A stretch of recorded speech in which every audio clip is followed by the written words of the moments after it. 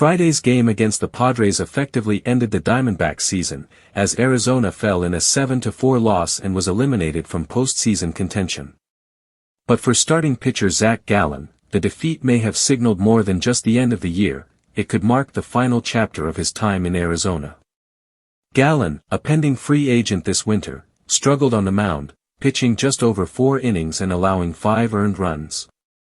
For a player who has worn the Diamondbacks uniform for most of his professional life, the reality of potentially moving on was difficult to process. "Yeah, I mean, it's tough for me to take it off," Gallen said, reflecting on the moment when manager Torey Lovullo came out to the mound. "I kind of lingered a little too long. I've worn this uniform for 7 years now.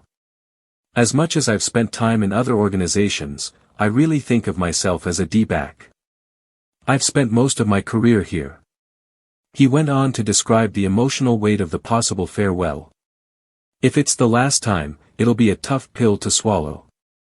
A lot of fond memories here. The last 2 years didn't go the way we wanted them to, and this season didn't go how I envisioned it for myself. But every 5th day I put this uniform on, I was honored, I was proud. I went out there and tried to give these guys everything I had. This year obviously wasn't enough." Gallen's season was a mix of highs and lows. He finished with a career-worst ERA in over 30 starts, a stark contrast to the peak of his performance in 2023 when he helped lead Arizona to the World Series and finished 3rd in the National League Cy Young Award voting. The past 2 seasons, though, have been challenging, with uneven results leaving the Diamondbacks just short of the postseason both years. This year also brought the uncertainty of trade rumors leading up to the July deadline, though Gallen ultimately remained in Arizona. His career in the desert has been defined by resilience, a willingness to shoulder responsibility, and an ability to rise to big moments, even amid adversity.